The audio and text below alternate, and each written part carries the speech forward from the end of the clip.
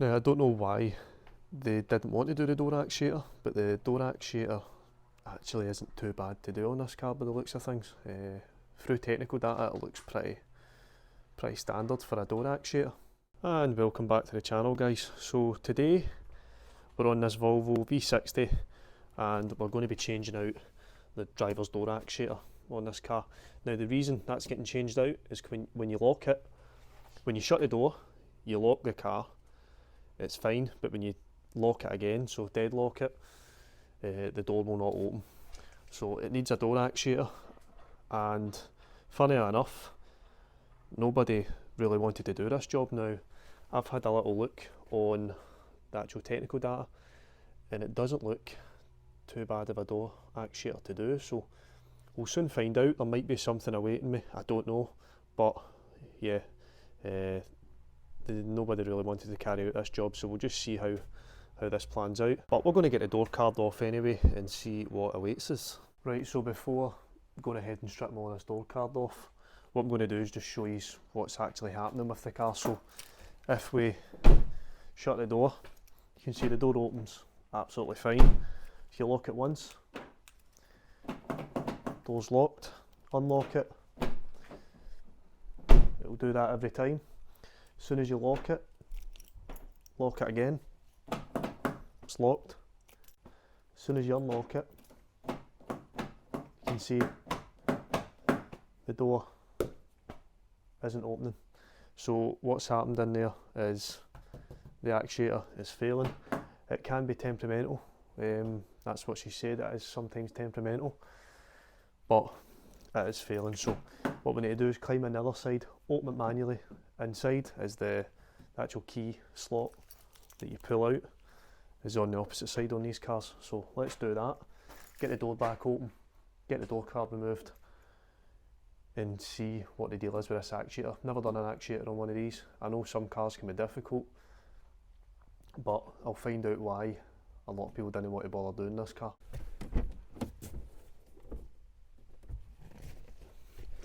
Right, you can see I've already started here. So basically this cover is just held in with two clips right there. That just pulls right off. Just set that down there. Disconnect the speaker and everything under here, so all the way around under there, it's just clips. So you can see that's loose at the moment. And then you've got a couple of top bolts or top screws right in there, which we need to remove. And then I think this should just pop off.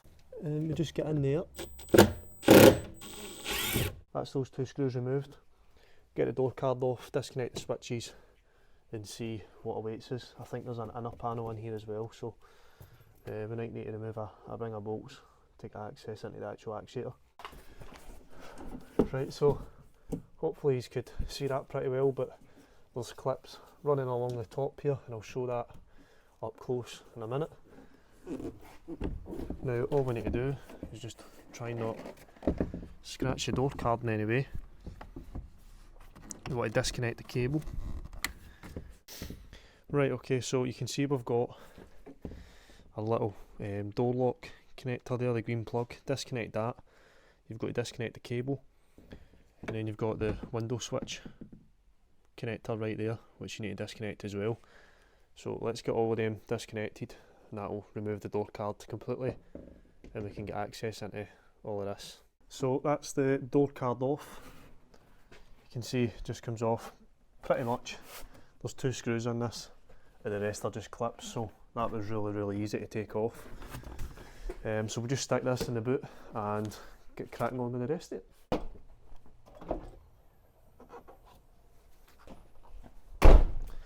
Right, so what we need to do now is just remove the ring of bolts and then we'll get the rest of it disconnected. But what you're looking for here is a 7mm.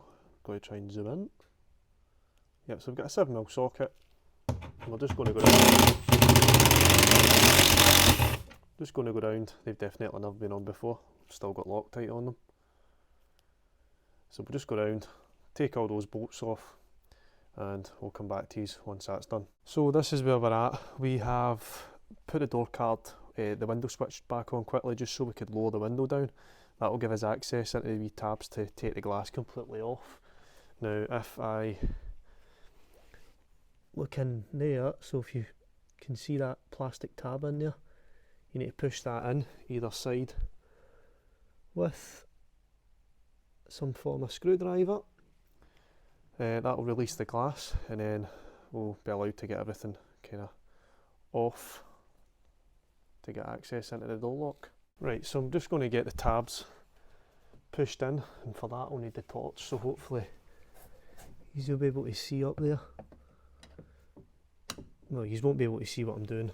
So what I need to do now is just push in the final tab, and I think we're away.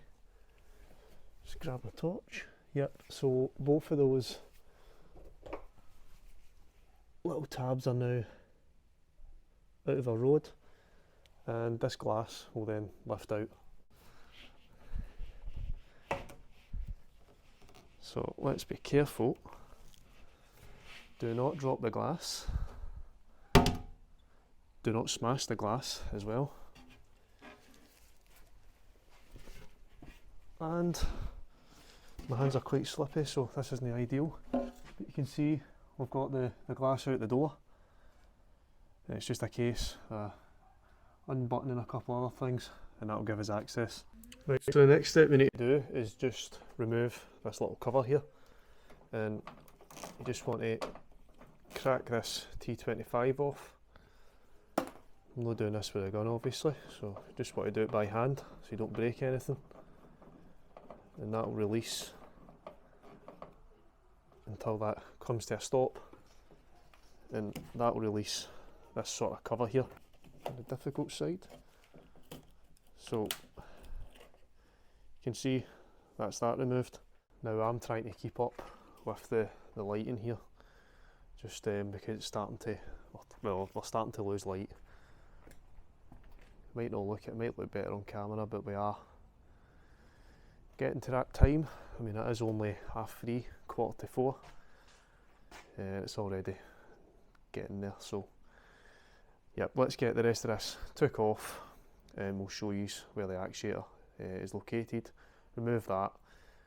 We're not going to show the reverse fitting. What we'll do is we'll get everything rebuilt and show you that the fault is fixed. So after getting the door handle removed, clipped out, you can see there, everything is clipped out. We have finally got access.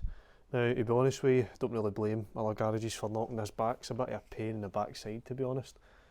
If I'd have known it would have been as much as this to come out. I know it doesn't look like a lot, but it's just fiddly. So I don't really blame them, especially if you're busy. You know what I mean. You kind of, garages kind of want to take in the easy stuff, the quick stuff, brakes, all that sort of stuff. So they don't want to be tied up too long with a Volvo door actuator. But let me get the new one fitted, got all this put back together, and then we'll see if it's fixed or fault. Right, so let's get this monstrosity back in. Now, it's just awkward. It's just really quite awkward. But once I think the locking side's up, I think it'll just slide up at an angle. Just try and not squash any wires when you're putting it back in. So let's give this a try. So it's just went back in there. And hopefully the handle side is kind of aligned. Now, I don't know if you'll be able to see much. Just my torch is flipped back round. But the part of the handle needs to clip back in, just like that. So that is now clip the back in. I'll just try and put my torch. That's the only problem with this torch, is it flips. Right, so that is all of that back together. Obviously need to put the window glass back in, the door handle, all the bolts, connectors, door card, and most importantly, check that it works. So you can probably tell we've lost light completely now, and everything is all built back up. Door handle and everything's all working. Let's try. Right, so we lock it. In fact, we'll need to close the boot. Right, so we've locked the car, as you can probably tell there. Unlock it. Opens. So we'll lock it. So the fault would only happen when you locked it the second time. So lock it again. Then we'll unlock it. So it's working every time. So that is a job done. So what do I think of this actuator? It's actually not too bad, to be fair. I think once you do one, I've not done one on this before, but I think once you do one, you know, it's just obviously, it's repeat. You know what you're doing, you know what you're taking off. So the first one's always going to be a bit more difficult. Obviously I've done a lot more on different cars. Some are more difficult than others, but this little Volvo, taking the door card off and the actual inner door panel coming off as one unit is pretty decent. It's a pretty decent design, I would say anyway. But one thing I will say is all the wee bits of plastic in there that are so brittle. You know, the door card's never been off this car, so you just need to obviously keep that in mind. And taking that door handle off is probably the most annoying bit sometimes. You know, some cars you just kind of pull off and slide out. This one you need to adjust screws and all that. That is a bit of a nightmare, taking that door handle off. But anyway, I hope you have enjoyed this one. Something a little bit different. Like I said, over the December sort of month, I'm just going to put out random videos. Some of them will be diagnostic, some of them will be stuff like this, you know, door actuators and other sort of things. But hopefully most of them will be diagnostic videos. It will just be on one single car, so it will not be like a full video of different vehicles, just to keep things simple in editing.